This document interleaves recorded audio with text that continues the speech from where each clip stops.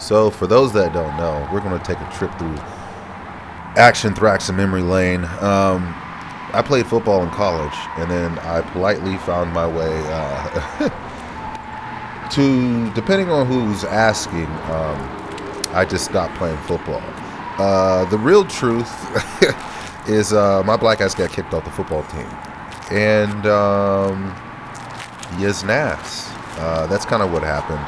The reason I bring up this story is that I didn't get how. One of the things that like I couldn't wrap my head around is that I was supposed to be up at like 5 or 6 a.m. in the morning and go practice 3 or 4 times a week, and in the cold, freezing, and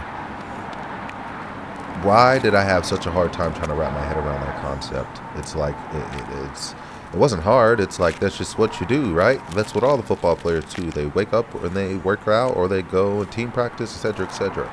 But I could not wrap up my head around the amount of energy I was going to have to expenditure towards playing football. And eventually, that's not what got me in trouble. What got me in trouble was just body language and them realizing, I don't really, they realized that I wasn't really going to play their game. And the reason I wasn't going to play their game is that their asses sucked anyway. Like, that was not a good football team.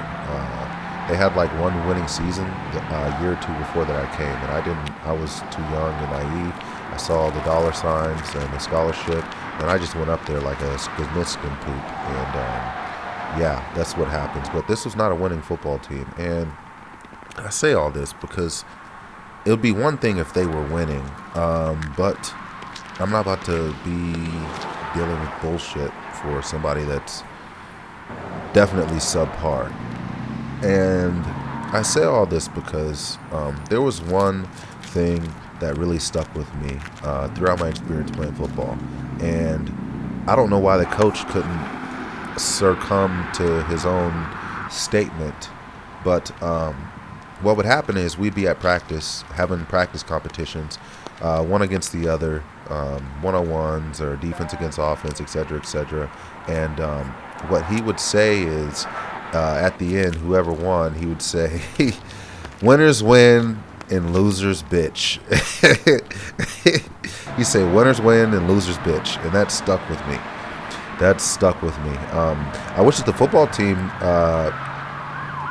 lived by that philosophy, but I wish the track team lived by that philosophy as well. But yeah, some of the sorriest. I was always on decent teams, at least decent teams, the whole time growing up. And these teams up here were ass to the crack hole. And I don't know.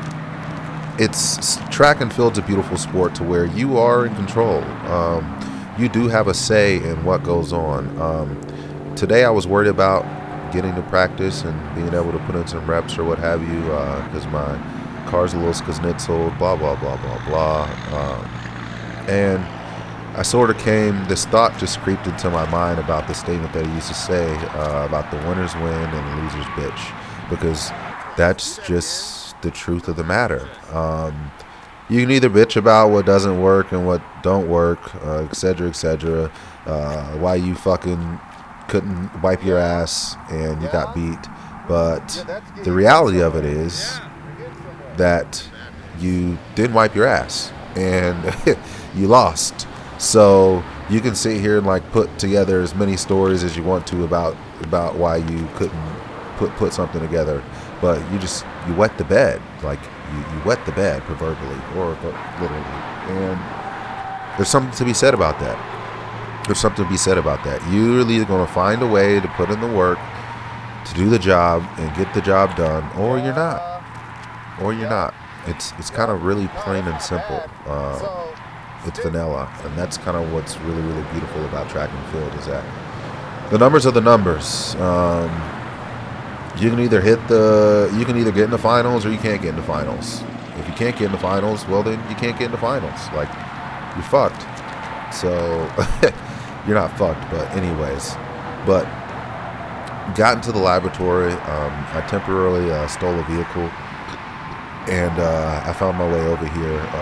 putting some reps. I did the workout today out of order. I started with the overhead winds with the 2 balls, and then I transitioned. So the sun was going down. I wanted to put in the reps. Then I did 4 sets of the PTSD, is what I refer to it as. And then I started into the no winds. In between each of these, or in between the PTSD and the no winds, I was able to do some drills. I definitely did some drills. And then between, I didn't do anything between the no winds and the fools. You saw my homie Isaiah came and joined me. So we had I was teaching him a little hammer. You can see he took some tosses. But after I got done throwing, then I went and did my stick drill. So out of order ass, ADDDDDDDDDDDD brain.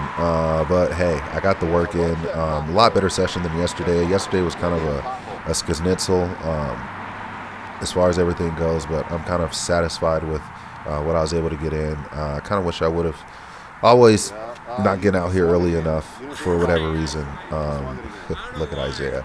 Always not getting out here early enough for whatever reason, but I still got out here, so I can't complain. I think that I was able to put 3, 4. I think I did 4 fools. I was supposed to do 8 to 10, but hey, I did a lot of stick drill. I got a lot of work in, so we'll see. Did a little bit. I was sort of out of it. The nutrition on the day was probably a 1 or 2 out of 5. I'd say a 0 out of 4.